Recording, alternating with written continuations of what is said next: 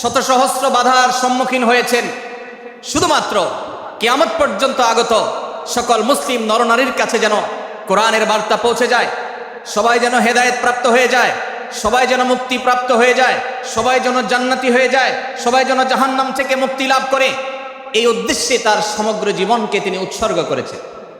আমাদের হেদায়েতের জন্য, আমাদের কল্যাণের পথে আহ্বানের জন্য, আমাদের জান্নাতে নেওয়ার জন্য, যার সমগ্র জীবনে কখনো ভোগ উপভোগকে প্রশ্রয় দেননি, কষ্টে নিপতিত হয়েছেন। তিনি চাইলে মক্কার রাজত্ব করতে পারতেন, তিনি চাইলে মক্কার সবচেয়ে ভোগী মানুষ হতে পারতেন, কিন্তু সেটা না করে তিনি যে ত্যাগের দৃষ্টান্ত স্থাপন করেছেন, প্রিয় নবী মুহাম্মদ সাল্লাল্লাহু আলাইহি সাল্লামের সেই অবদানের স্বীকৃতি স্বরূপ আমরা তার নাম যখনই শুনবো সাল্লাল্লাহু আলাইহি সাল্লাম বলে তার প্রতি আল্লাহর রহমত যেন, অনুগ্রহ যেন নাজিল হয় সেজন্য দোয়া করব। আল্লাহ তাআলা তার হাবিবকে রহমত এমনিতেই দান করবেন, আপনি আর আমি তার জন্য রহমতের দোয়া করার মধ্য দিয়ে আমরা সৌভাগ্যবান মানুষের কাতারে শামিল হতে পারবো। তো আমি যেটি বলছিলাম, সূরাতুল হুজুরাতের 1 থেকে 5 নম্বর আয়াত পর্যন্ত এই 5টি আয়াতে আল্লাহ রাব্বুল আলামিন প্রিয় নবী সাল্লাল্লাহু আলাইহি সাল্লামের সাথে আদব এবং শিষ্টাচারের শিক্ষা দিয়েছেন মানব জাতিকে। এবং আল্লাহ রাব্বুল আলামিন ইমানদারদেরকে পরম মায়ার সাথে ডেকে ইয়া আইয়ুহাল্লাযীনা আমানু, হে ইমানদারগণ, এই ডাকে আল্লাহ তাআলা ডেকে বলেছেন লা তুকাদ্দিমু বাইনা ইয়াদাইল্লাহি ওয়া রাসূলিহি, তোমরা আল্লাহ এবং তার রাসূলের সামনে আগ বেড়ে কোনো কথা বলবে না, আগ বেড়ে কোনো কাজ করবে না। একজন ইমানদার, একজন মুসলমান, তার এই শিষ্টাচারের শিক্ষা তার জীবনে ধারণ করতে হবে। যখনই আল্লাহ কোনো কথা বলেছেন, আল্লাহ রাসূল সাল্লাল্লাহু আলাইহি সাল্লাম কোনো কথা বলেছেন, এটি নিশ্চিত হতে পারবো আমরা, তখন একজন ইমানদার আর কখনো সেটার উপর কোনো কথা বলবে না, আগ বেড়ে কোনো কিছু করবে না, কোনো প্রকার সীমা লঙ্ঘন করবে না। ক্বাল আল্লাহ ক্বাল রাসূল, আল্লাহ বলেছেন, আল্লাহ রাসূল বলেছেন, এটি শোনার পর সে তার আপদ মস্তককে সারেন্ডার করবে, সে নিজেকে আত্মসমর্পণ করবে। এরপর তার কোনো যুক্তিকে, কোনো বুদ্ধিকে, তার কোনো মতামতকে সে সেখানে আর দাঁড় করাবার চেষ্টা করবে না। এটা একজন শিষ্টাচার বিশিষ্ট ইমানদারের বৈশিষ্ট্য। কোরআন এই শিক্ষা আমাদেরকে দিয়েছে। ভাইরা আমার, এই শিক্ষাকে ধারণ করে আমরা যারা নিজেদেরকে মুসলমান দাবি করছি, আমাদের সম্মানীয় যারা আছেন, আল্লাহকে যেরকম আমরা সম্মান করি, আল্লাহ রাসূলকে যেরকম সম্মান করি, ঠিক একইভাবে আমাদেরকে যে সমস্ত মানুষগুলোকে সম্মান করার নির্দেশ করা হয়েছে, ওলামা একরাম রয়েছেন, আমাদের বাবা মা, বয়সে বড়, শিক্ষিত, এবং যারা আমাদের শিক্ষক বৃন্দ আছেন, এভাবে যারা আমাদের সম্মানের পাত্র আছেন, সে মানুষগুলোর সামনে আগ বেড়ে যেন কোনো কিছু না করি। সে আগ বাড়াটা কথার ক্ষেত্রে হতে পারে, চলার ক্ষেত্রে হতে পারে, আচরণের ক্ষেত্রে হতে পারে। এই শিষ্টাচারের শিক্ষা সূরা হুজুরাতের প্রথম আয়াতে আমাদেরকে দেওয়া হয়েছে। প্রিয় ভাইরা আমার, আমাদের সমাজে আজ যে সমস্ত ভালো গুণের দুর্ভিক্ষ চলছে, ক্রাইসিস চলছে, অভাব চলছে, এর মধ্যে অন্যতম হলো আজ শিষ্টাচারের অভাব। আমাদের সমাজের চতুর্দিকে আপনি দেখতে পাবেন পরিলক্ষিত হচ্ছে। আমাদের শিশু থেকে নিয়ে কিশোর, যুবক থেকে নিয়ে মধ্যবয়স্ক, সকল শ্রেণী মানুষের মধ্যে আজ আদব এবং শিষ্টাচারের ভয়াবহ অভাব আমরা দেখতে পাচ্ছি। বিশেষ করে পশ্চিমা সংস্কৃতিকে আমাদের এই স্বদেশে, আমাদের এই মুসলমানদের সমাজে জোর করে পুশ করাবার, সে সমস্ত এজেন্ডাকে বাস্তবায়ন করবার যে প্রচেষ্টা এদেশের এক শ্রেণীর মানুষকে করতে দেখা যায়, তারা এদেশের সমাজের খাঁজে বাজে থাকা ইসলামের কৃষ্টি, কালচার এবং সংস্কৃতিগুলোকে ধুয়ে মুছে পরিষ্কার করবার জন্য শত সহস্র উদ্যোগ নিয়েছে। আমাদেরকে কোরআনের শিক্ষা ধারণ করে, কোরআনের শিক্ষাকে প্রচার করে, কোরআনের শিক্ষাকে প্রতিষ্ঠিত করে ব্যক্তির মধ্যে, ঘরে, পরিবারে, সমাজে, রাষ্ট্রে, সংবিধানে, আইনে, সংসদে, সর্বত্র কোরআনের শিক্ষাকে বাস্তবায়ন করে সেই সমস্ত বিন্দেশি অপসংস্কৃতি চাপিয়ে দেওয়ার ষড়যন্ত্রকে মোকাবেলা করতে হবে ইনশাআল্লাহ। ভাইরা আমার, আর সেজন্য সূরা হুজুরাতের এই শিষ্টাচারের শিক্ষা আমাদের জীবনে খুবই গুরুত্বপূর্ণ। আমরা যখনই কোনো সম্মানীয় ব্যক্তির কাছে আমরা থাকব, তাদের কথার উপরে কথা বলা, তাদের সাথে তর্ক করা, তাদের সামনে আগ বেড়ে কথা বলা, এমনকি তারা যখন চলবেন তাদের সামনে সামনে হাঁটা, এই সবগুলো কোরআনের এই শিষ্টাচারের যে শিক্ষা আছে এর পরিপন্থী। প্রিয় নবী সাল্লাল্লাহু আলাইহি সাল্লামের সময়কার একটি ঘটনা, এক ব্যক্তি তার বাবার সাথে হেঁটে যাচ্ছিলেন, বোঝা যাচ্ছিল না যে তাদের মধ্যে বাবাকে সন্তানকে। অনেক সময় বাপ সন্তানের বাহ্যিকভাবে দেখে বোঝা যায় না, এরকম কোনো কোনো ক্ষেত্রে হয়। জিজ্ঞেস করা হলো তাদেরকে, তোমাদের মধ্যে বাবাকে, সন্তানকে? বলা হলো যে অমুক বাবা, অমুক সন্তান। তখন নির্দেশনা দেওয়া হলো যে সন্তান তার হাঁটা এবং চলার মধ্য দিয়ে এই বিনয়ের প্রকাশ ঘটাতে হবে, আনুগত্যের প্রকাশ ঘটাতে হবে, সম্মান এবং শ্রদ্ধার প্রদর্শন করতে হবে, যার মধ্য দিয়ে বোঝা যায় যে কে সন্তান আর কে বাবা, এর জন্য জিজ্ঞেস করতে না হয়। আজ আমাদের যারা তরুণ আছি, আমরা যুবক আছি, আমরা অনেকেই পশ্চিমা সংস্কৃতি দ্বারা প্রভাবিত হয়ে আমরা শিষ্টাচারের এই গণ্ডি এবং সীমানা পার হয়ে চলে গেছি। কোরআন আমাদেরকে শিষ্টাচারের শিক্ষা দিচ্ছে যে আমরা সিনিয়রদের সামনে বিনয়ের সাথে আচরণ করব, তাদের সামনে সামনে চলা থেকে বিরত থাকব, যথাসম্ভব তাদেরকে অনুসরণ করার চেষ্টা করব, তাদের সাথে কথা হবে, তাদের আগ বেড়ে কথা হবে না, তাদের কোনো জিজ্ঞাসা থাকলে সেটার উত্তর হবে বিনয়ের সাথে। এই শিষ্টাচারের শিক্ষা আমাদেরকে দেওয়া হয়েছে। এবং একইভাবে সূরা হুজুরাতের প্রথম বার্তার মধ্যে নবী সাল্লাল্লাহু আলাইহি সাল্লামের সাথে আরেকটি শিষ্টাচার শেখানো হয়েছে, তা হলো আল্লাহ রাব্বুল আলামিন আমাদের কণ্ঠকে, আমাদের আওয়াজকে, আমাদের কথাকে নবী সাল্লাল্লাহু আলাইহি সাল্লামের কথার চাইতে যেন আগ বেড়ে না যায়, তার চাইতে যেন উঁচু কণ্ঠে আমরা কথা না বলি, তার চাইতে যেন উচ্চস্বরে কথা না বলি, সেই শিক্ষা দিয়েছেন, সেই শিষ্টাচারের শিক্ষা আমাদেরকে দেওয়া হয়েছে। ভাইরা আমার, প্রিয় নবী সাল্লাল্লাহু আলাইহি সাল্লামের সাহাবীরা নবী সাল্লাল্লাহু আলাইহি সাল্লামের প্রতি আদব এবং শিষ্টাচার এত বেশি প্রদর্শন করতেন যে নবী করিম সাল্লাল্লাহু আলাইহি সাল্লামের প্রতি এই শিষ্টাচারের কথা যখন বলা হয়, সাহাবীরা অনেকে নবী করিম সাল্লাল্লাহু আলাইহি সাল্লামের সাথে কথা বলতে রীতিমতো ইতস্তত বোধ করছিলেন যে কিভাবে কথা বলবো, না জানে জোরে হয়ে যায় এবং তাতে না জানে আমি বেয়াদবের কাতারে শামিল হয়ে যাই, শিষ্টাচার বহির্ভূত কাজ করে ফেলি। এবং আল্লাহ তাআলা যে সতর্কীকরণ করেছেন সূরা হুজুরাতের এই 1 থেকে 5 নম্বর আয়াতের মধ্যে, তার আওতায় আমি না জানে পড়ে যাই। তখন সাহাবায়ে কেরাম বিনয় এবং বিনম্রতা অবলম্বন করেছেন এবং তারা একরকম বিপাকে পড়ে গেছেন। এতটা তারা সভ্য ছিলেন, এতটা তারা নম্র ছিলেন, এতটা তারা বিনম্র আচরণ করতেন নবীজির সাথে। ভাইরা আমার, এই বিষয়টিও আমরা শুধুমাত্র আমাদের প্রিয় নবীজির জন্য নয়, এটি আমাদের মা বাবা, আমাদের সম্মানের পাত্র যারা আছেন, আমাদের বয়সে যারা সিনিয়র আছেন, তাদের সামনে কথা বলার সময় আমরা মেনটেন করে চলবো। অর্থাৎ আমরা উচ্চ কণ্ঠে তাদের সামনে কথা বলবো না। এই মাহফিলে এখনো শত শত হাজারো মানুষ হয়তো এমন আছেন যারা মায়ের সামনে, বাবার সামনে, বড় ভাইয়ের সামনে, শিক্ষকের সামনে, সিনিয়রদের সামনে, মুরব্বীদের সামনে, ওলামাদের সামনে উচ্চ কণ্ঠে কথা বলেন। প্রিয় ভাইরা আমার, আমরা মুসলমানদের সন্তান, আমরা মুহাম্মদ সাল্লাল্লাহু আলাইহি সাল্লামের উম্মত, আমরা আবু বকর, ওমর, ওসমান, আলী রাদিয়াল্লাহু আজমাইনের অনুসারী, আমরা কোরআনের অনুসারী। কোরআনের অনুসারী কখনো বেয়াদব হতে পারে? কোরআনের অনুসারী কখনো বেয়াদব হতে পারে? কোরআন যে শিষ্টাচারের শিক্ষা দিয়েছে, এই শিক্ষা আজ আমাদের মধ্যে ধারণ করতে হবে, আমাদের সন্তানদের শেখাতে হবে, আমাদের ঘরে ঘরে এই শিক্ষা চর্চা করতে হবে, আমাদের সমাজে এটিকে প্রতিষ্ঠিত করতে হবে। পশ্চিমা সংস্কৃতির যে ছোবল, সে ছোবল আমাদের সন্তানদেরকে আজকাল অনেক ক্ষেত্রে বেয়াদবে পরিণত করছে, তাদের অনেক সময় শিষ্টাচার থেকে বের করে দিচ্ছে। তারা কখনো স্বাধীনতার নামে, কখনো মত প্রকাশের নামে, কখনো বিভিন্ন নামে তারা কিন্তু হারিয়ে যাচ্ছে। আজকের এই বাস্তবতাকে উপলব্ধি করে সূরা হুজুরাতের 1 থেকে 5 নম্বর আয়াত এর শিক্ষাকে আমাদের মধ্যে ধারণ করতে হবে। আল্লাহ তাআলা আমাদের সবাইকে সেই তৌফিক দান করুন। ভাইরা আমার, সূরা হুজুরাতের প্রথম বার্তা প্রিয় নবী সাল্লাল্লাহু আলাইহি সাল্লামের সাথে শিষ্টাচার, আল্লাহ এবং তার রাসূলের সামনে,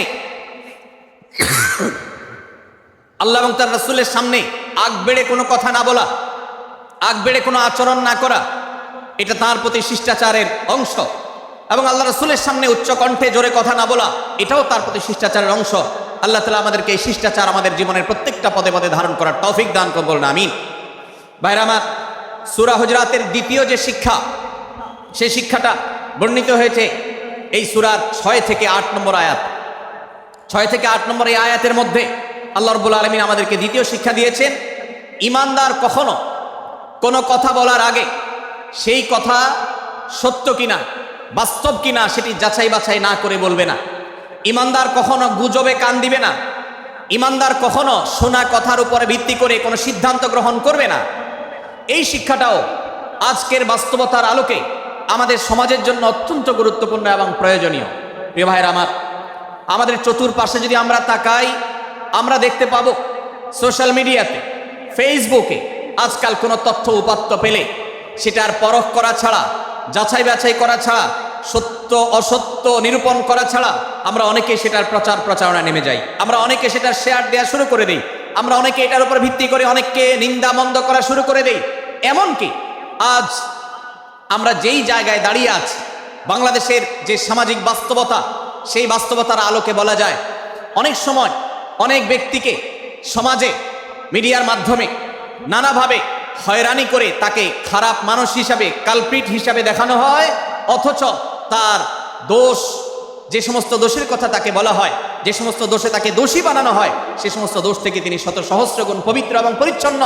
ভাইরা আমার, আজকের এই বাস্তবতায় আমাদেরকে বিশেষ করে লক্ষ্য রাখতে হবে যে আমরা যেই কোনো মূল্যে, যেই কোনো ভাবে যেন কোনো প্রকার গুজবে কান না দেই, আমরা যেন গুজব থেকে বেঁচে থাকি। আল্লাহ তাআলা আমাদেরকে তৌফিক দান করুন। ভাই, এদিকে অনেক বেশি বাঁশির আওয়াজ শোনা যাচ্ছে। স্বেচ্ছাসেবকরা বাঁশির আওয়াজ দেওয়া ছাড়া আপনারা ভলান্টিয়ারি করুন। এত বেশি বাঁশির আওয়াজ আসছে যে কথা বলা কঠিন হয়ে যাচ্ছে। অনুগ্রহ করে বাঁশির আওয়াজ কম করে আপনারা ভলান্টিয়ারি করুন। এখনো অনেক বাঁশির আওয়াজ শোনা যাচ্ছে, বাঁশির আওয়াজগুলো বন্ধ করুন। মাশাআল্লাহ, এখন বন্ধ হয়েছে। আমরা মেহেরবানি করে বাম পাশের থেকে কিছুটা আওয়াজ পাচ্ছি, একটু নীরব নিস্তব্ধ হওয়ার জন্য অনুরোধ করছি। একটু নীরব নিস্তব্ধ না হলে কথা বলা যাবে না। অনুগ্রহ করে আমরা একটু সহযোগিতা করি এবং সবাই নীরব থাকি। ভলান্টিয়াররা অপ্রয়োজনে বাঁশির আওয়াজ দিবেন না, অপ্রয়োজনে বাঁশির আওয়াজ দিবেন না। আমাদের দেশে শব্দ দূষণ, শব্দ সন্ত্রাস, এটা এই দেশের কমন কালচার হয়ে গেছে। রাস্তায় যাবেন, প্রয়োজনে অপ্রয়োজনে গাড়ির হর্ন বাজাবে। যে কোনো প্রোগ্রামে যাবেন, প্রয়োজনে অপ্রয়োজনে বাঁশি বাজানো হবে। কদিন আগে 31st নাইট গেছে, আপনারা দেখেছেন। এত প্রচার প্রচারণা, এত সতর্কীকরণের পরেও, আইন শৃঙ্খলা রক্ষাকারী বাহিনী এত সতর্ক থাকার পরেও আপনারা দেখেছেন এক শ্রেণীর বুদ্ধি প্রতিবন্ধীরা তারা 31st নাইট উদযাপনের নামে শব্দ সন্ত্রাস করেছে। শত শত হাজারো মানুষের কষ্টের কারণ হয়েছে। প্রিয় ভাইরা আমার, ধর্ম হোক আর রাজনীতি, বিনোদন হোক আর আনন্দ হোক, যেই কোনো নামে যদি শব্দ সন্ত্রাস সৃষ্টি করে বা অতিরিক্ত শব্দ দূষণ করে, শব্দ সৃষ্টি করে মানুষকে অতিষ্ঠ করার কারণ হয়, সেটা কোনো সভ্য সমাজের দৃশ্য হতে পারে না। আমরা সেই ইসলামের অনুসারী যে ইসলামে আমাদের প্রিয় নবী সাল্লাল্লাহু আলাইহি ওয়াসাল্লাম মসজিদে নববীতে তার একান্ত পরিবেশের মধ্যে এক সাহাবী জোরে কোরআন তেলাওয়াত করছিলেন। তিনি তাকে বলছিলেন, তুমি কোনো বধির রবকে শোনাচ্ছ না, তোমার রব সবকিছু শুনতে পান, অতএব তুমি তোমার এই উচ্চ কণ্ঠের তেলাওয়াত দিয়ে আশপাশে মানুষের ডিস্টার্বের কারণ হবে না। আমরা সেই ইসলামের অনুসারী, অতএব ওয়াজ মাহফিলের মাধ্যমেও যাতে কোনো মানুষ অতিষ্ঠ না হয়, মাইক ব্যবস্থাপনা সেভাবে করাটা মাহফিল কর্তৃপক্ষের যেমন কর্তব্য, ঠিক একইভাবে রাজনৈতিক সভা সমাবেশের নামে কিংবা বিয়ে বিনোদনের নামে যদি শব্দ সন্ত্রাস করা হয়, শব্দ দূষণ করা হয়, অতিরিক্ত শব্দ এর মাধ্যমে যদি মানুষকে অতিষ্ঠ করা হয়, তাহলে সেটি কখনো কোনো সভ্য সমাজের কাজ হতে পারে না। প্রিয় ভাইরা, এই জন্য আপনারা যারা তরুণ আছেন বয়সে, আপনাদেরকে আমি অনুরোধ করতে চাই, বিবাহ অনুষ্ঠানকে কেন্দ্র করে, আকিকাকে কেন্দ্র করে, নানা অনুষ্ঠানকে কেন্দ্র করে যে শব্দ সন্ত্রাস আমাদের দেশে হয়, এটি আমাদেরকে থামাতে হবে ইনশাআল্লাহ। আমরা যদি সবাই সজাগ হয়ে যাই, আমরা যদি সবাই সতর্ক হয়ে সচেতন হই, ইনশাআল্লাহ এই যে শব্দ দিয়ে মানুষকে কষ্ট দেওয়ার অপসংস্কৃতি, বিশেষ করে ভিনদেশি যে অপসংস্কৃতি আমদানি করা হয়েছে, এই অত্যাচার এদেশে থামাতে হবে ইনশাআল্লাহ। আল্লাহ আমাদের সবাইকে তৌফিক দান করুন। ভাইরা আমার, আমরা আমাদের আশেপাশে কোনো তরুণরা যদি এরকম শব্দ করে, গান বাজিয়ে অন্য মানুষকে অতিষ্ঠ করে, ঈদের সময় দেখা যায় বিশেষ করে সে সমস্ত যুবকদেরকে কাউন্সিলিং করতে হবে, তাদেরকে বোঝাতে হবে যে তোমার আনন্দ কখনো আরেকজনের বেদনার কারণ হতে পারে না। বহু হার্টের রোগী আছেন, বহু অসুস্থ মানুষ আছেন, বহু ছোট শিশু আছে যাদের কষ্টের কারণ হয়। বিধায় আমরা কখনো আমাদের শব্দ দিয়ে কাউকে কষ্ট হতে দিব না। আল্লাহ আমাদের সবাইকে তৌফিক দান করুন। মাশাআল্লাহ, অনেকটা নীরব নিস্তব্ধ হয়েছে। আমি যে জায়গাটা ছিলাম আমরা সেখানে ফিরে যাই। সূরা হুজুরাতের দ্বিতীয় শিক্ষার কথা বলছিলাম ভাইরা। 6 থেকে 8 নম্বর আয়াত যদি আপনি পাঠ করেন সূরা হুজুরাতের, আপনি দেখতে পাবেন সেখানে আল্লাহ রাব্বুল আলামিন ঈমানদারদেরকে যেই কোনো সংবাদ, যে কোনো তথ্য, বিশেষ করে অনির্ভরযোগ্য সূত্র থেকে যখন পাবে, ফাসিক থেকে যখন শুনবে, যার ভিতরে আল্লাহর ভয় নাই সেরকম মানুষ থেকে যখন পাবে, সেই সংবাদ তথ্য উপাত্ত যাচাই করা ছাড়া সেই সংবাদ যেন বলে না বেড়ায়। আপনি শহরে যান কিংবা গ্রামে, শিক্ষিত দেখুন কিংবা অশিক্ষিত, সর্বশ্রেণীর মানুষের মধ্যে আজ এই ব্যাধি দেখতে পাবেন চরম আকার ধারণ করেছে। কারোর ব্যাপারে কোনো নেগেটিভ কথা শুনেছেন, কোনো মন্দ কথা শুনেছেন, সে কথার প্রচার প্রচারণা শুরু করে দেন। সেটা কি সঠিক কিনা, সেটা কি সত্য কিনা, সেটা কি যথার্থ কিনা, সেটা কোনো প্রপাগান্ডা কিনা, সেটা কোনো মিথ্যাচার কিনা, সেটা কোনো গুজব কিনা, এটা যাচাই করার প্রয়োজন অনুভব করে না। অথচ আমরা সেই মুহাম্মদ সাল্লাল্লাহু আলাইহি সাল্লামের উম্মত, যে মুহাম্মদ সাল্লাল্লাহু আলাইহি সাল্লাম আমাদেরকে সতর্ক করেছেন, কাফা বিল মারই কাযিবান আইয়ুহাদ্দিসা বিকুল্লি মা সামিআ, কোন ব্যক্তি যা শুনে সেটাই যদি বলে বেড়ায়, তথ্য উপাত্ত যাচাই না করে, সেটাকে ভালো করে যাচাই বাছাই না করে, সেটাকে অনুসন্ধান না করে, সত্য সত্য নিরূপণ করবার চেষ্টা না করে, তাহলে সে মিথ্যাবাদী হওয়ার জন্য যথেষ্ট। এজন্য আজকের এই মাহফিল থেকে আমরা অঙ্গীকার করে যাব, আজকের এই মাহফিল থেকে আমরা নিয়ত করে যাব, এই মজলিসে বসে এই মুহূর্তে নিজে নিজে সংকল্প করব, আমার জীবনে সোশ্যাল মিডিয়া কিংবা ফেসবুকে, ইউটিউবে অথবা অফলাইনে আমার বাস্তব জীবনে আমি কখনো কোনো মানুষ সম্পর্কে যে কোনো তথ্য উপাত্ত পেয়ে ভুল কোনো ধারণা, মন্দ কোনো ধারণা করার প্রতি পোষণ করব না। কোনো তথ্য উপাত্ত যদি পাই, কোনো সংবাদ যদি পাই অনির্ভরযোগ্য সূত্রে, তাহলে সেক্ষেত্রে সেটা যাচাই বাছাই করা ছাড়া আমি সেটাকে বিশ্বাস করতে যাব না। এটাই হলো আমাদের ঈমানের দাবি। ভাইরা আমার, একজন ইমানদার এতটা সরল হবে না যে যা শুনবে সে সেটাকে বিশ্বাস করে বসবে। একজন ইমানদার এতটা বাস্তবতা থেকে দূরে থাকবে না যে তিনি তার পাওয়া কোনো সংবাদকে অনুসন্ধান করবে না। আল্লাহ তাআলা আমাদের সবাইকে সূরা হুজুরাতের এই দ্বিতীয় শিক্ষাটাকে আমাদের জীবনে ভালো করে ধারণ করার তৌফিক দান করুন। আল্লাহ বলেছেন, ইয়া আইয়ুহাল্লাযীনা আমানু, হে ঈমানদারেরা, ইন জাআকুম ফাসিকুম বিনাবাইন ফাতাবায়ানু, তোমাদের কাছে কোনো ফাসিক, যার মধ্যে আল্লাহর ভয় নেই, এরকম কোন মানুষ যদি কোন সংবাদ উপস্থাপন করে,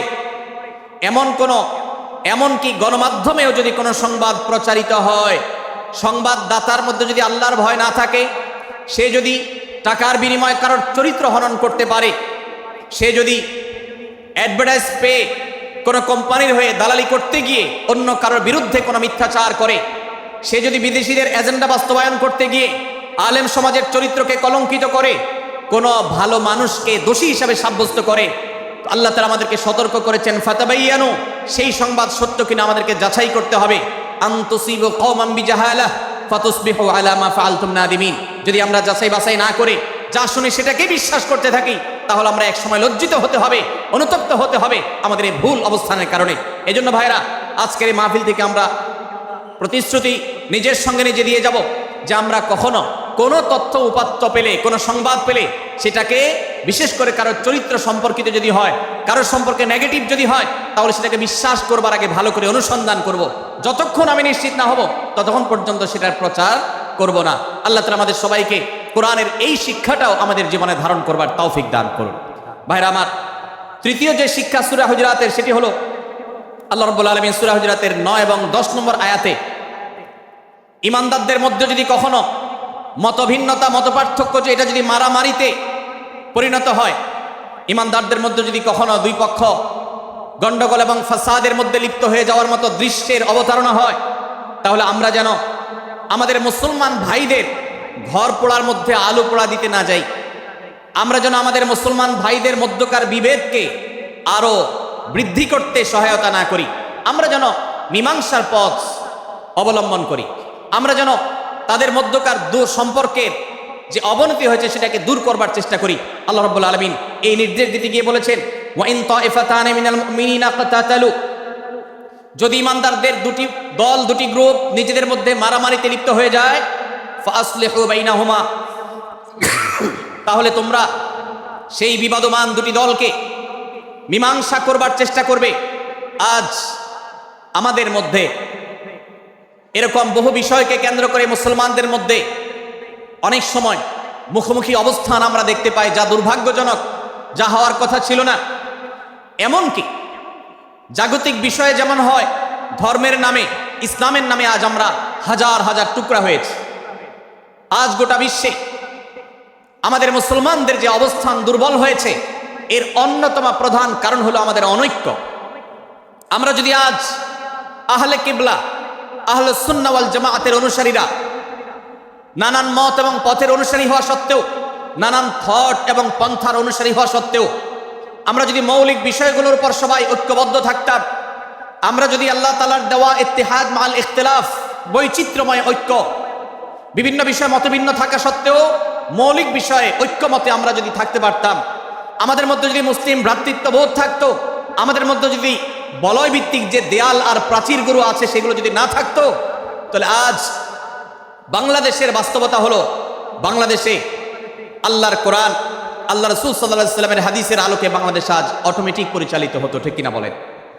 আমরা যদি আজ ঐক্যবদ্ধ থাকতাম, তাহলে এদেশের হাতে গোনা যাবে এরকম স্বল্প সংখ্যক নাস্তিকেরা, ইসলাম এবং মুসলমানদের শত্রুরা, তারা আমাদেরকে নিয়ে তারা আজ যে খেলা খেলছে, আমাদেরকে যে তারা শাসন করছে, আমাদেরকে যে তারা তাদের অধীনস্থ করে রাখছে, আমাদের উপরে যে আজ ভিনদেশি কালচার চাপিয়ে দিচ্ছে, আমাদের উপরে তারা যে আজ কর্তৃত্ব করছে, আমাদেরকে আজ টুকরা টুকরা করছে, এই দুঃসাহস তারা কোনোদিন দেখাতে পারতো না যদি আমরা ঐক্যবদ্ধ থাকতাম। ভাইরা আমার, এই জন্য আমরা সব বিষয়ে সবাই একমত হব না।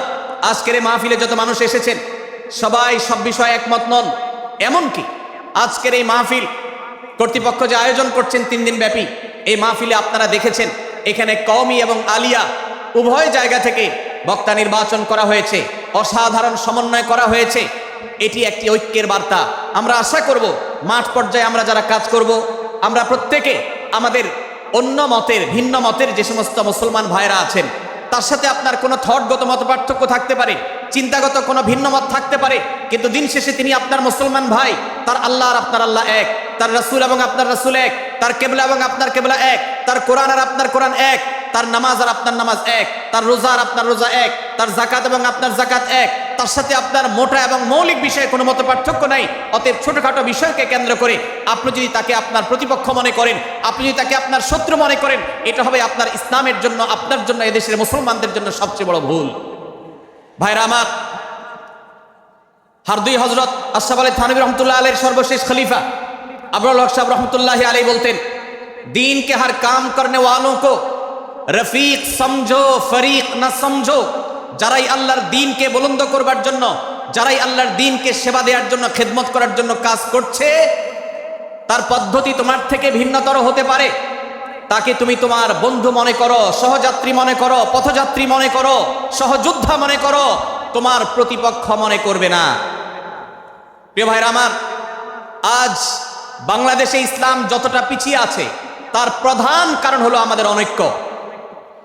আজ আমরা যদি আমাদের মধ্যকার যে সমস্ত দেয়াল এবং প্রাচীরগুলো, অদৃশ্য প্রাচীরগুলো উঠে আছে, যেগুলো আমাদের মুসলিম ভ্রাতৃত্বকে ভেঙে খান খান করে দিয়েছে, টুকরো টুকরো করে দিয়েছে, যদি আজ আমরা সে সমস্ত অদৃশ্য প্রাচীরগুলো দূরে সরাতে পারতাম, আমার ভিন্ন মতের ভাইকে যদি আমার ভাই মনে করতে পারতাম, তার যদি আমি কল্যাণকামী হতে পারতাম, আল্লাহর কোরআনের ঘোষণা অনুযায়ী এই মুসলমানদের ঐক্যবদ্ধ শক্তিকে দমাবার শক্তি পৃথিবীর কারোর নাই, কারোর নাই, কারোর নাই। আজ আমার ভাইয়েরা ফিলিস্তিনে মার খাচ্ছে, যদি আজ গোটা বিশ্বের মুসলমানরা আমরা ফিলিস্তিনে মুসলমানদের উদ্ধারের ব্যাপারে ঐক্যবদ্ধ থাকতাম, ফিলিস্তিনে মুসলমানের দিকে চোখ তুলে তাকাবার শক্তি বিশ্বের কোনো কাফেরদের থাকতো না। আজ যদি আমরা আমাদের মুসলমান নির্যাতিত ভাইদের ব্যাপারে সারা বিশ্বের মুসলমানরা ঐক্যবদ্ধ অবস্থান গ্রহণ করতে পারতাম, মুসলমানের দিকে চোখ তুলে তাকাবার শক্তি বিশ্বের কোনো কারোর থাকতো না।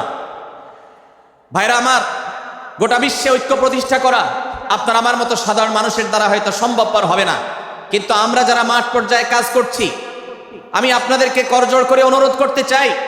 আমি জানি আপনার এলাকাতে, আপনার মহল্লাতে আপনার সাথে অন্য মুসলমান ভাইদের অনেক ক্ষেত্রে মতভিন্নতা আছে। সেটা রাজনৈতিক দৃষ্টিভঙ্গির ক্ষেত্রে হতে পারে, সেটা ধর্মীয় থট এবং মানহাজ, মাযহাব, মাসলাকগতভাবে হতে পারে, সেটা অন্য কোনো ইস্যুভিত্তিক মত পার্থক্য হতে পারে। আল্লাহর জন্য, আল্লাহর ওয়াস্তে, আল্লাহর ওই আয়াতকে মেনে আমল করার চেষ্টা করি আমরা। আল্লাহ বলেছেন, ওয়া'তাসিমু বিহাবলিল্লাহি জামিআন ওয়া লা তাফাররাকু, তোমরা আল্লাহর রশিকে সবাই ঐক্যবদ্ধভাবে আঁকড়ে করে ধরো, ঐক্যবদ্ধভাবে আল্লাহর রশিকে আঁকড়ে ধরো, তোমরা পরস্পর বিচ্ছিন্ন হয়ে যেও না। আমরা অনেক ফরজের কথা শুনেছি, নামাজ রোজা ফরজ আমরা জানি, বাবা মার প্রতি সদ্ব্যবহার করার ফরজের কথা আমরা জানি, আত্মীয়তার সাথে সুসম্পর্ক, আত্মীয়তার বন্ধন রক্ষার কথা আমরা জানি, ফরজ হওয়ার কথা জানি, কিন্তু মুসলমানদের ঐক্যবদ্ধ থাকতে হবে এই ফরজের কথা আমরা অনেকেই জানি না। ভাইরা আমার, মুসলমানদেরকে আল্লাহ রাব্বুল আলামিন ঐক্যবদ্ধ থাকার নির্দেশ দিয়েছেন। এই ঐক্যটা এর মানে এই নয় যে সবাই এক মতের হয়ে যাবে সব বিষয়ে। বিভিন্ন বিষয়ে আমাদের মধ্যে মত পার্থক্য থাকবে, তারপরে আমরা একে অন্যের সহযোদ্ধা হব, সহযাত্রী হব, আমরা একে অন্যের কল্যাণকামী হব, একে অন্যের ভালো চাইব। আমার ভিন্ন মতের মুসলমানের কোনো ক্ষতিতে আমি খুশি হব না, তার ক্ষতিতে আমি কষ্ট পাবো, তার সাফল্যকে আমি এনজয় করব, আনন্দিত হব। এটা যদি করতে না পারি তো আমি কখনো খালেস এবং সাচ্চা মুসলমান হতে পারলাম না। আল্লাহ তাআলা আমাদের অন্তরগুলোকে উদার করে দিন, ব্রড করে দিন, প্রশস্ত করে দিন, বড় করে দিন, উম্মার ঐক্যের প্রয়াসী হওয়ার তৌফিক দান করুন, বলুন আমিন। ভাইরা আমার, আমরা মহল্লায় মহল্লায়, এলাকায় এলাকায়, মসজিদে মসজিদে, আমাদের নিজস্ব বলয়ে, নিজস্ব অঙ্গনে আমরা চেষ্টা করব ভিন্ন ভিন্ন মতের মুসলিম ভাইকেও আমার ভাই হিসাবে আঁকড়ে ধরার, আপন করার। ডক্টর খন্দকার আব্দুল্লাহ জাহাঙ্গীর রহমাহুল্লাহ এই অঞ্চলের সন্তান। তিনি বলতেন, বেদাতে লিপ্ত কোনো মুসলমান, তার ব্যাপারেও আমি মনে করি আমার ভাই ভুলের মধ্যে আছেন, তার ব্যাপারে আমার মায়া মমতা কাজ করে, আমি তার কল্যাণকামী, তাকে আমার ভাই মনে করি। ঠিক একইভাবে আমার কোনো মুসলমান ভাইয়ের সাথে যদি আমার ভিন্ন মতের কারণে আমার মনে হয় যে তিনি ভুল পথে আছেন, তারপর তাকে আমি শত্রু ভাববো না, তার অকল্যাণ আমি চাইবো না। আজ বাংলাদেশের বাস্তবতায় যদি আমরা তাকাই, দেখতে পারবো ইসলাম এবং মুসলমানদের যত শত্রু আছে, আমরা দেখেছি গত কয়েক যুগ ধরে তাদের নিজেদের মধ্যে হাজারো বিভক্তি, হাজারো মত পার্থক্য থাকা সত্ত্বেও মুসলমানদের শত্রুতা করার ব্যাপারে তারা সবাই ঐক্যবদ্ধ।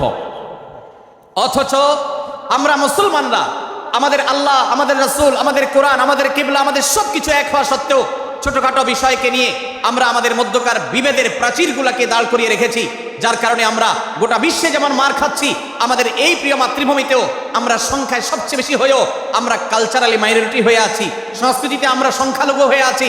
সব ক্ষেত্রে আমাদেরকে ইগনোর করা হয়। 4 লক্ষ মসজিদের এদেশে 4 লক্ষ ইমাম আছেন, 4 লক্ষ মুয়াজ্জিন আছেন।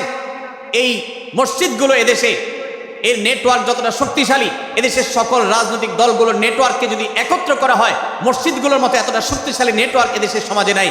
কিন্তু ওলামা একরামকে ইগনোর করা হয়, মুসলমানদের ইগনোর করা হয়। এদেশের আইনে কোরআন এবং সুন্নাহ, এদেশের মুসলমানদের ধ্যান ধারণাকে কখনো বিবেচনায় আনা হয় না। এই যে মুসলমানদের আজ দুরবস্থা, এর অন্যতম প্রধান কারণ হলো আমাদের হাজার হাজার ভাগে বিভক্তি। এই বিভক্তির দেয়ালগুলোকে তুলতে হবে কি হবে না? যদি হয় তাহলে আপনি নিজে থেকে শুরু করে দিন। আপনি যেই মতই লালন করেন না কেন, আপনার ভিন্ন মতের মুসলমানকে আপনি ভাই মনে করবেন, তার সাথে বুক মিলাতে আপনার কষ্ট হবে না, তার সাথে বসতে আপনার অসুবিধা হবে না। ভিন্ন মতের আলেম, এক মতের আলেম আরেক মতের আলেমের সাথে বসতে অসুবিধা হবে না, এক মতের অনুসারী আরেক মতের অনুসারীকে ভাই বলতে অসুবিধা হবে না। আমরা সোশ্যাল মিডিয়াতে নিজেদের মধ্যে কামড়াকামড়ি করব না, নিজেদের মধ্যে আমরা ঝগড়া বিবাদ করব না। এবং যদি কেউ বিবাদে লিপ্ত হয়, সূরা হুজরাতের 9 এবং 10 নম্বর আয়াতের শিক্ষা বলছে, মুসলমানদের মধ্যে দুটি দল যদি মারামারিতে লিপ্ত হয়, তুমি সেখানে গিয়ে খোঁচাখুচি করে মারামারি বানানোর তো প্রশ্নই ওঠে না। বরং আল্লাহ বলছেন যে ফাসলিহু বাইনাহুমা, তাদের উভয়ের মধ্যে মীমাংসা করবার জন্য তুমি উদ্যোক্তা হও, তুমি উদ্যোগী হও। ভাইরা আমার, আমরা অনেকেই হয়তো জেনে থাকবো মিথ্যা এটা আল্লাহর জমিনের সবচেয়ে বড় জঘন্য অপরাধগুলোর মধ্যে থেকে একটি। একজন মুসলমান কোন অবস্থাতে মিথ্যা বলতে পারে না, কিন্তু কোন মুসলমান যদি অন্য মুসলমানের সাথে কখনো বিবাদ বিতণ্ডা লিপ্ত হয়ে যায়, দুজন মুসলমান বা দুটি বলয়, দুটি পক্ষ, দুটি গোষ্ঠী মুসলমানদের, তাদের মধ্যে যদি কোনো বিষয় যদি ভুল বুঝাবুঝি তৈরি হয়, ভিন্ন মত সৃষ্টি হয়, একে অন্যের সাথে শত্রু ভাবাপন্ন হয়ে যায়, তাহলে তাদের দুইজনের মধ্যে বা দুই পক্ষের মধ্যে মীমাংসা করবার জন্য কেউ যদি মিথ্যা কথাও বলে, অর্থাৎ আপনি এক পক্ষের কাছে গিয়ে বললেন, ভাই আপনি যাকে এত খারাপ মনে করছেন, যার ব্যাপারে আপনি এতটা রাগান্বিত হয়ে আছেন, আমি তো জানি তিনি আপনার ব্যাপারে অনেক সব চিন্তা রাখেন, আপনার ব্যাপারে অনেক ইতিবাচক ভাবনা রাখেন, আপনার ব্যাপারে অনেক সুধারণা পোষণ করেন। আপনি যদি একজন মুসলমানের কাছে গিয়ে, এক পক্ষের কাছে গিয়ে যদি এই কথাটা বলেন, বাস্তবে তিনি যদি এটা নাও বলেন, তারপরেও আপনি যদি এই মিথ্যা কথা বলেন, এই মিথ্যা এটা শুধু জায়েজ নয়, বরং এই মিথ্যাটা এর মাধ্যমে আপনি যে তাদের পরস্পরের সম্পর্ককে ভালো করার চেষ্টা করেছেন, এর মাধ্যমে আপনি আল্লাহর কাছে নেকি এবং সওয়াব পাবেন ইনশাআল্লাহ। ভাইরা আমার, তাহলে দুজন মুসলমান, দুটি পক্ষ, দুটি দল, দুটি বলয়, দুটি গোষ্ঠী যদি কখনো ভিন্ন মত তাদের মধ্যে তৈরি হয়, সেটা যদি মারামারিতে গিয়ে পৌঁছায়, সেটা যদি বিবাদ বিতণ্ডা পর্যন্ত গিয়ে পৌঁছায়, আমাদের কাজ হবে মধ্যে থেকে সেটাকে মীমাংসার মাধ্যমে দূরত্বকে কমানো। আমরা কখনো দূরত্ব বাড়াবো না, পারলে দূরত্ব কমাবো।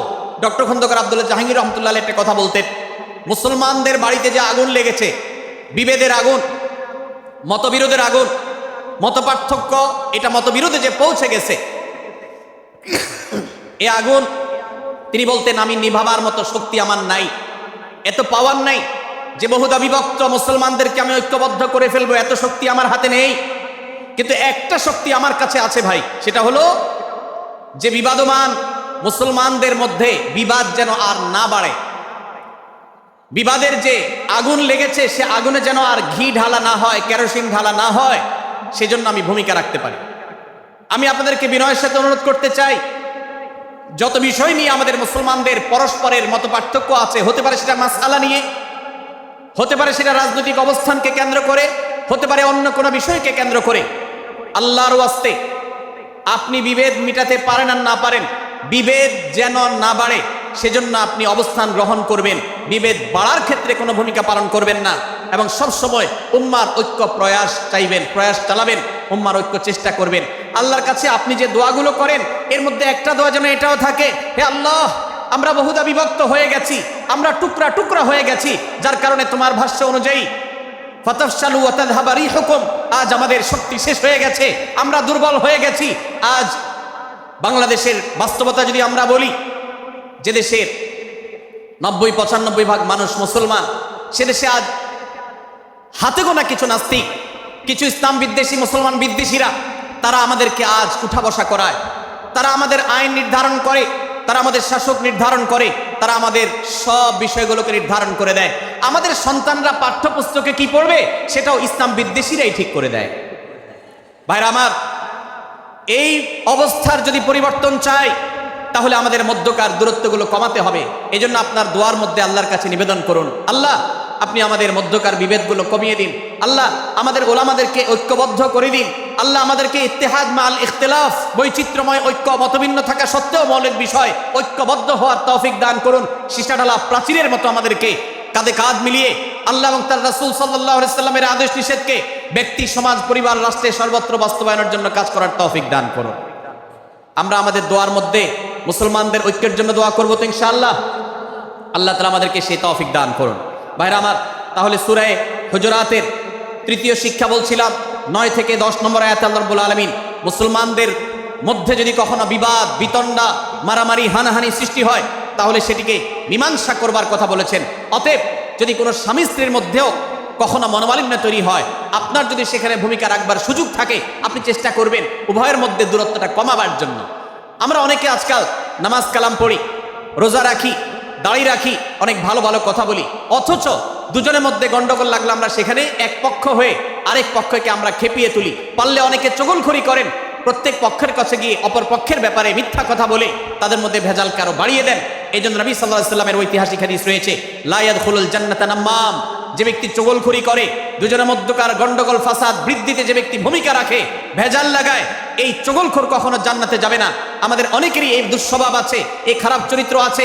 সূরা হুজুরাত এই যেন আমাদের আজকের যে সমাজ বাস্তবতা আছে, আমাদের যে ব্যাধি আছে ব্যক্তিগত পর্যায়ে, আমাদের পরিবারের, সমাজের সর্বত্র যে ব্যাধিগুলো ছেয়ে গেছে, সূরা হুজুরাতের প্রতিটি আয়াত যেন সেই ব্যাধির সবচেয়ে বড় মহৌষধ, সে যেন সবচেয়ে বড় প্রতিষেধক, সে যেন সবচেয়ে বড় সমাধান। এই জন্য আমি বলেছি শুরুতে, আমার যদি আল্লাহ শক্তি সামর্থ্য দিতেন, প্রত্যেক মুসলমানের হাতে পায়ে ধরে সূরা হুজুরাতের 18টি আয়াত, প্রত্যেকটি আয়াত আমি আমার মুসলমান ভাইদেরকে বলতাম, বারবার পড়ুন, বারবার পাঠ করুন, বোঝার চেষ্টা করুন, জীবনকে পরিবর্তন করুন। এদেশে নামাজি মুসলমান আপনি কম বেশি পাবেন, এদেশে রোজাদার মুসলমান কম বেশি পাবেন, এদেশে হজ আদায়কারী মুসলমান কম বেশি পাবেন, এদেশে তাসবিরত মুসলমান কম বেশি পাবেন, কিন্তু এদেশে আচার আচরণ, কাজ কারবার, আখলাক এবং বান্দার হক এবং অধিকার, অন্যের অধিকার সংশ্লিষ্ট বিষয়ে সচেতন মুসলমান আপনি খুব বেশি পাবেন না। আর এই জন্যই আমাদের জান্নাতের পথে অনেক বড় অন্তরায় হয়ে আছে। আজ আমাদের চরিত্রগুলো নষ্ট হয়ে গেছে। আমরা নামে মুসলমান, আমরা চগলখড়ি করি, আমরা নামে মুসলমান, দুজনের মধ্যে গন্ডগোল সৃষ্টি করে দেই। গন্ডগোল আগে থেকে সৃষ্টি থাকলে সেটাকে বাড়াবার চেষ্টা করি। আমরা নামে মুসলমান, আমাদের শিষ্টাচার নাই, আদব নাই, লেহাজ নাই। এই জন্য সূরা হুজুরাতের প্রতিটি আয়াত আমাদেরকে শিক্ষা দেয়। আল্লাহ তাআলা আমাদের সকলকে এই শিক্ষাগুলো আজকের এই মাহফিল থেকে আমাদের বুকের ভেতরে পরম যত্ন সহকারে নিয়ে যাওয়ার এবং আমাদের জীবনকে পরিবর্তন করার তৌফিক দান করুন। ভাইরা আমার, তৃতীয় এই শিক্ষাটি শেষ করে আমি বলতে চাচ্ছি, চতুর্থ আয়াতে আল্লাহ রাব্বুল আলামিন আমাদেরকে বলেছেন, আমরা যেন কেউ কাউকে নিয়ে বিদ্রূপ না করি, ব্যঙ্গ না করি, কেউ কাউকে যেন বাজে নামে না ডাকি, কেউ যেন কাউকে খোঁচাখুচি না করি, কেউ যেন কারোর নাম বিকৃত করে তাকে না ডাকি। ভাইরা আমার, এই আয়াতটি আমি শুরুতে তেলাওয়াত করেছি। আল্লাহ বলেছেন, ইয়া আইয়ুহাল্লাযীনা আমানু লা ইয়াসখার কওমুম মিন কওমিন আসা আন ইয়াকুনু খায়রাম মিনহুম। হে ঈমানদারেরা, হে মুসলমানেরা, তোমাদের কেউ যেন অন্য কারোর নাম ধরে অন্য কাউকে ব্যঙ্গ, বিদ্রূপ, ঠাট্টা না করে। আমরা একে অন্যকে নিয়ে ঠাট্টা করি কি করি না? বিদ্রূপ করার রোগ আমাদের মধ্যে আছে না নাই? ভাইরা আমার, জাগতিক বিষয় তো আছেই, এমনকি দুর্ভাগ্যজনক বাস্তবতা হলো ধর্মের নামে, ইসলামের নামে একদল মুসলমান অপর দল মুসলমানকে নিয়ে হাসি, ব্যঙ্গ, বিদ্রূপ, রাশাহাসি এবং নাম বিকৃত করা, এবং খোঁচাখুচি করা, এই কাজগুলো আমাদের মধ্যে আছে না নাই?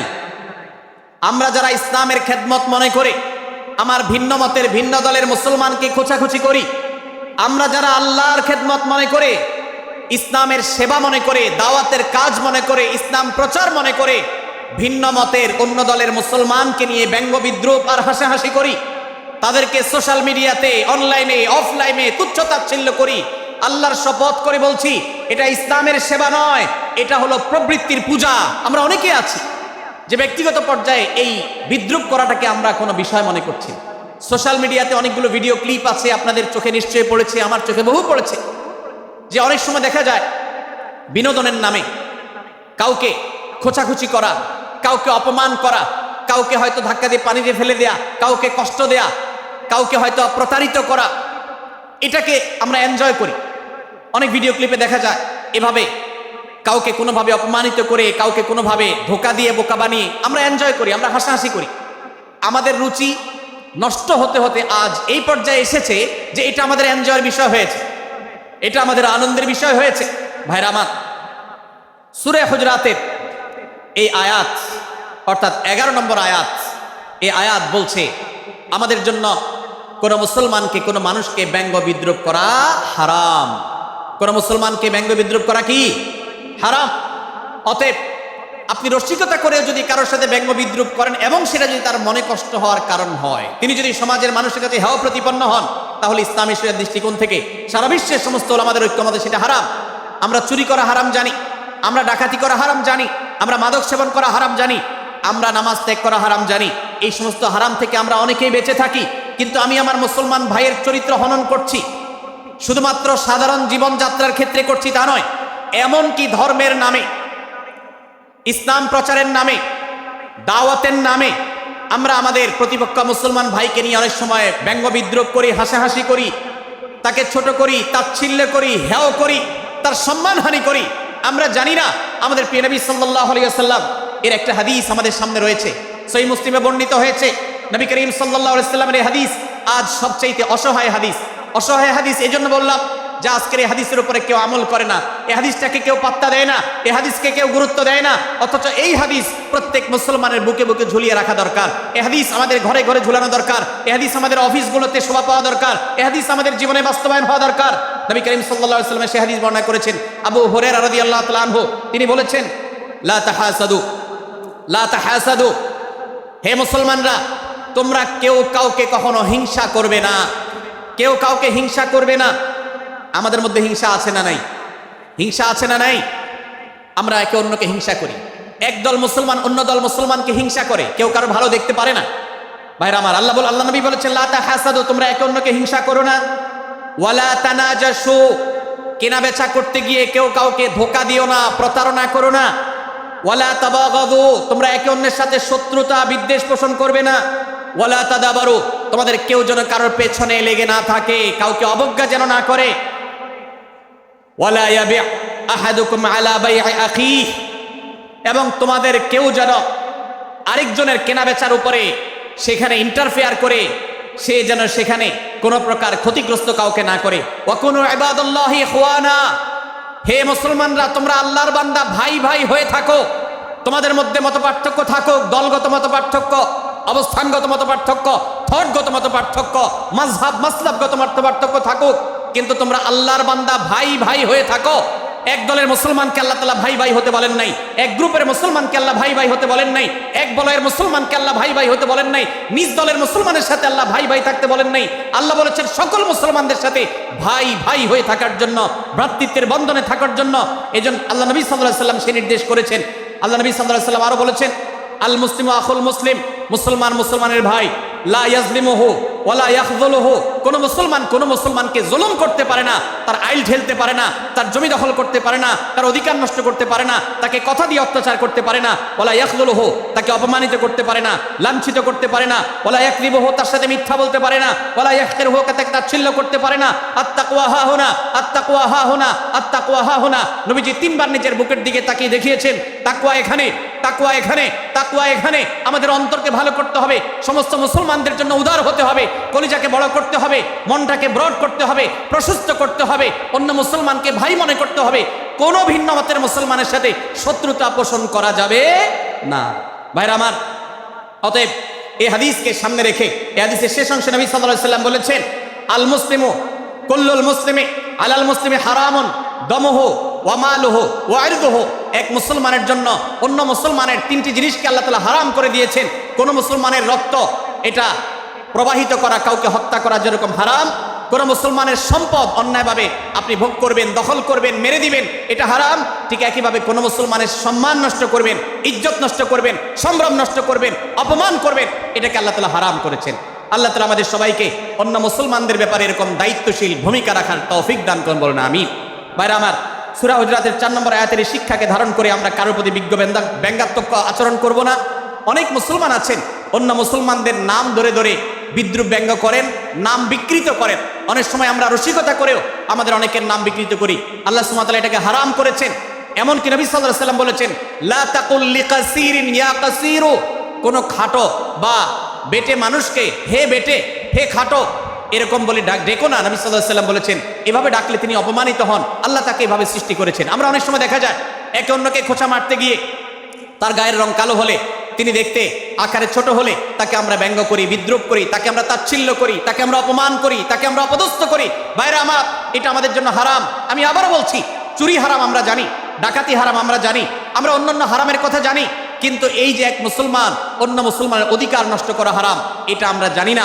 এক মুসলমান অন্য মুসলমানের নাম বিকৃত করা হারাম, এটা আমরা জানি না।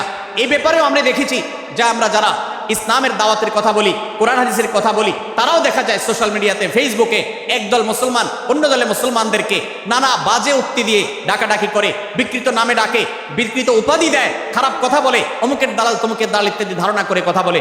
এই কাজগুলো হারাম, এগুলো আমরা কখনো করব না। 5 নম্বর যে শিক্ষা আছে সূরা হুজুরাতে, সেটা হলো 12 নম্বর আয়াতে।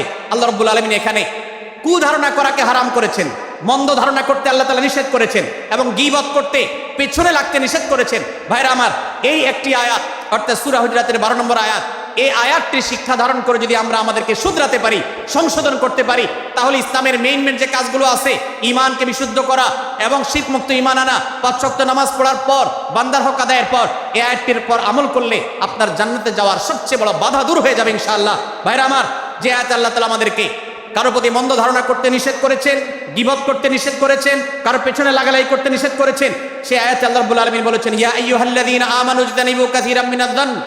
হে ঈমানদারেরা, হে মুসলমানরা, তোমরা কারোর প্রতি ধারণা, মন্দ ধারণা তোমরা করো না, এটা থেকে বিরত থাকো। অনেক ধারণা অর্থাৎ মন্দ ধারণা, এটা গুনাহ, এটা থেকে বিরত থাকো। ইন্না বা'দায-যান্নি ইসম। কারণ কিছু কিছু ধারণা অর্থাৎ যেগুলো মানুষের সম্পর্কে কোনো তথ্য উপাত্ত ছাড়া নিছক ধারণা প্রসূত মন্দ ধারণা করা হয়, সেগুলো গুনাহের কারণ, সেগুলো অপরাধের কারণ, সেগুলো কবিরা গুনাহ, সেগুলো পাপাচার, সেগুলো আল্লাহর অসন্তুষ্টির কারণ, সেগুলো আল্লাহর অবাধ্যতার কারণ। এজন্য ভাই, কারোর প্রতি মন্দ ধারণা করা যাবে না। এক্ষেত্রে আমি জানি আমাদের ব্যক্তিগত পর্যায়ে কারোর ব্যাপারে কোনো কিছু কথা উঠেছে অথবা সামান্য একটু সন্দেহ তৈরি হয়েছে, আমরা তার চরিত্র নিয়ে টানাটানি করি। আমরা জানি না একজন মুসলমানের চরিত্রের মূল্য কত বড়। আমার কাছে সুস্পষ্ট প্রমাণ আসার আগ পর্যন্ত কোনো মুসলমানের চরিত্র নিয়ে আমার ব্লেম করবার কোনো অধিকার আমার নাই। এই জন্য একজন মুসলমান কখনো কারো প্রতি কুধারণা করবে না, মন্দ ধারণা পোষণ করবে না, খারাপ ধারণা পোষণ করবে না। আল্লাহ তাআলা আমাদেরকে এবং মুসলমানের সম্পর্কে খারাপ ধারণা করা থেকে বেঁচে থাকার তৌফিক দান করুন। ভাইরা আমার, কিছুটা বিশৃঙ্খলা দেখা যাচ্ছে। আমরা আপনাদেরকে বিনীতভাবে অনুরোধ করতে চাই, অনুগ্রহ করে সবাই বসে পড়ুন। যারা দাঁড়িয়ে আছেন তারা একটু বসে পড়ুন, সবাই যার যার দায়িত্বে বসে যান। আপনি আরেকজনের চিন্তা না করে আপনি একটু বসে যান। ভলান্টিয়ার ভাইরা, প্যান্ডেলের ভেতরে পেছনে কি হচ্ছে আপনারা একটু দেখুন।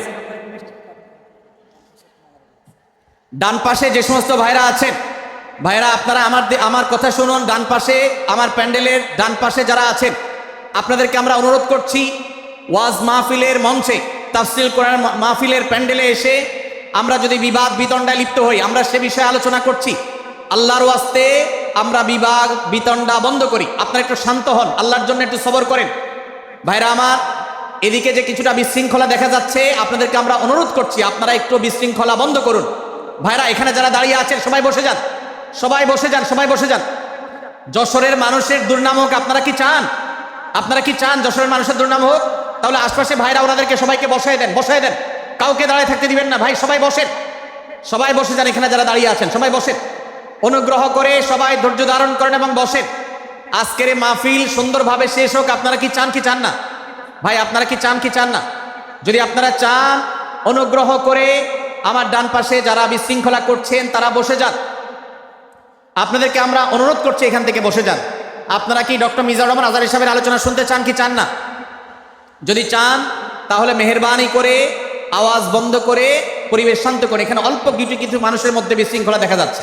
কোনো কারণে এত বড় মাহফিল, এত মানুষের, লাখো লাখো মানুষের সমাগম, এখানে কোনো কারণে ঝামেলা হতেই পারে, কিন্তু আমরা অনুগ্রহ করে ধৈর্য ধারণ করি। ধৈর্য কোথায়? সবাই বসে যায়, সবাই বসে যান, আওয়াজ বন্ধ করে। ভলান্টিয়ার ভাইয়েরা এদিকে বিনয়ের সাথে মানুষদেরকে বসানোর জন্য চেষ্টা করেন। আশেপাশের যারা আছেন বসে, তারা দাঁড়ানো ভাইদেরকে হাতে পায়ে ধরে বসান। সবাই সবাইকে টান দিয়ে বসান। ভাই এপাশে যারা বিশৃঙ্খলা আচরণ করছেন তারা আপনারা একটু বসেন। আপনারা যদি বিশৃঙ্খলা আচরণ না থামান তাহলে সেক্ষেত্রে মাহফিল সুন্দরভাবে শেষ করা যাবে না। আমার আলোচনার শেষের দিকে আমরা আলোচনা শেষ করে এশার নামাজ পড়বো, তারপরে আমাদের শেষ অধিবেশন হবে ইনশাআল্লাহ। তারপরে এশার শেষে নামাজ। ওকে, মাঝে আপনার শেষের পরে ওই যে মামা ওনার ব্যাপার ধারণা দেবে অথবা আমার ব্যাপারে তারপর। ভাই মেহেরবানি করে আপনারা শান্ত হন। আমাদের আলোচনার পর আজকের আমাদের প্রধান আকর্ষণ এবং প্রধান বক্তা ডক্টর মিজানুর রহমান আজহারী হাফিজাহুল্লাহ তিনি আসবেন, তিনি আলোচনা করবেন। তারপরে আমরা মাঠে ইনশাআল্লাহ সবাই জামাতের সাথে এশার সালাত আদায় করব। আমি কয়েক মিনিটের মধ্যে আলোচনা শেষ করব, আপনারা মেহেরবানি করে শান্ত হন। জাযাকুমুল্লাহ খাইর। ভাইরা আমার, আমি যে জায়গাটা ছিলাম, সূরা হুজরাতের 12 নম্বর আয়াতে আল্লাহ রাব্বুল আলামিন আমাদেরকে সূরা হুজরাতের 5ম শিক্ষা দিয়েছেন মুসলমানদের জন্য, যা গুরুত্বপূর্ণ তা হলো আমরা কারোর প্রতি মন্দ ধারণা করব না। এই ক্ষেত্রে ডক্টর আব্দুল্লাহ জাহাঙ্গীর রাহিমাহুল্লাহর একটা উক্তি আমার মনে পড়ে। তিনি বলেছেন যে আজ আমাদের যারা ধর্ম চর্চা করি, আমরা যারা নিজেদেরকে প্র্যাকটিসিং মুসলমান মনে করি, আমাদের সবচেয়ে হুজুরদের সবচেয়ে পছন্দের গুনাহ হলো মন্দ ধারণা করা, অন্যের ব্যাপারে খারাপ ধারণা করা। অমুক অমুকের দালাল, তমুক তমুকের দালাল, কোনো তথ্য উপাত্ত ভিত্তি প্রমাণ ছাড়া নিছক ধারণার উপর ভিত্তি করে অন্য মুসলমান ভাইকে আমি এরকম নানা তকমা দিয়ে আমরা কবিরা গুনাহে লিপ্ত হচ্ছি। আমরা এই বদ ধারণা করা, মন্দ ধারণা করা, যা কবিরা গুনাহ অনেকে জানি না। অনেকে অনেকের পেছনে লাগছি, অনেকের ওয়াজ শুনছি দোষ বাইর করার জন্য, স্ট্যাটাস পড়ছি ভুল বাইর করার জন্য। এই যে মানুষের পেছনে লাগা, এটা আল্লাহ তাআলা নিষেধ করেছেন, ওয়ালা তাজাসসু, তোমরা কেউ কারোর ছিদ্র অন্বেষণ করার, দোষ আবিষ্কার করার চেষ্টা করবে না। এবং ওয়ালা ইয়াগতাব বা'দুকুম বা'দা, কেউ কারোর গীবত শিকায়াত করবে না। এই আয়াতে আমাদেরকে কেউ কারোর পেছনে পরনিন্দা করতে নিষেধ করেছেন। ইসলাম বলে আমরা মানুষের সামনে মানুষের ভুলের কথাগুলো বলবো বিনয়ের সাথে, যাতে তিনি সংশোধিত হন, আর তার পেছনে প্রশংসা করব। আমরা করি উল্টা, আমরা মানুষের সামনে এসে মানুষের প্রশংসা করি আর তার পেছনে গিয়ে তার দুর্নাম করি। ইসলামকে যদি আমরা মানতাম সমাজটা সুন্দর হয়ে যেত। আমরা যদি সামনে কারোর দোষ বলতাম তাহলে তিনি সংশোধিত হতেন, আর পেছনে যদি গুণ বলতাম তাহলে তিনি ভালো সেখান থেকে শিক্ষা গ্রহণ করতেন। সূরা হুজরাতের 6 নম্বর শিক্ষা 13 নম্বর আয়াতে আল্লাহ তাআলা বলেছেন যে আমাদের সবার গোড়া কোত্থেকে এসেছে, আমাদের গর্বের কোনো বাহ্যিক কারণ নাই তাকওয়া ছাড়া। আল্লাহ বলেছেন ইয়া আইয়ুহান নাস ইন্না খালাকনাকুম মিন যাকারিন ওয়া উনসা, হে মানুষ সকল, তোমাদেরকে আমি মানুষ, নারী এবং পুরুষ, আদম এবং হাওয়া থেকে সৃষ্টি করেছি। ওয়াজআলনাকুম শুউবান ওয়া ক্বাবাইলা লিতাআরাফু, বিভিন্ন গোত্রে তোমাদেরকে আমি বিভক্ত করেছি পরিচয়ের জানার জন্য শুধুমাত্র। আর আল্লাহ বলেছেন শেষে ইন্নাল্লাহা আলিমুন খাবীর, তোমরা কি করো আল্লাহ জানে। অতএব আমাদের কারোর পর কারো কোনো শ্রেষ্ঠত্ব নেই তাকওয়া ছাড়া। আল্লাহ বলেছেন ইন্না আকরামাকুম ইনদাল্লাহি আত্তাকুম, আমাদের মধ্যে সবচেয়ে মর্যাদাবান হবে তিনি যার মধ্যে তাকওয়া সবচেয়ে বেশি হবে। আমাদের কোনো বংশগত গৌরব, কোনো অঞ্চলগত গৌরব, অন্য কোনো গৌরব আমাদের থাকবে না, শুধু তাকওয়ার গৌরব আমাদের থাকতে পারে। সেটাও গর্ব, নিষিদ্ধ গর্ব বা অহংকারের মতো নয়, বরং সেটা আমাদের বিনয়ের জায়গা। সর্বশেষ 7 নম্বর যে শিক্ষা সূরা হুজরাতে রয়েছে, সেটা 14 এবং 14 থেকে 18 নম্বর আয়াতে আল্লাহ তাআলা ঈমান এবং ইসলামের চিহ্ন উল্লেখ করেছেন। যে 6টা শিক্ষা উল্লেখ করা হয়েছে, এর আলোকে মুসলমানকে, মুনাফিককে সেটা নিরূপণ হবে। এজন্য আল্লাহ তাআলা শেষে এটি উল্লেখ করেছেন। এই 7টি শিক্ষাকে ধারণ করে আমরা আমাদেরকে ভালো মুসলমান হিসেবে গড়ে তোলার চেষ্টা করব, আমাদের জীবনকে সাজাবার চেষ্টা করব। আল্লাহ তাআলা আমাদের সবাইকে তৌফিক দান করুন। আমি আবারও এক নজরে বলে শেষ করছি, সূরা হুজরাত কোরআনে কারীমের 26তম পারার একটি সূরা, 49 নম্বর সূরা, কোরআনের 18টি আয়াতের আছে।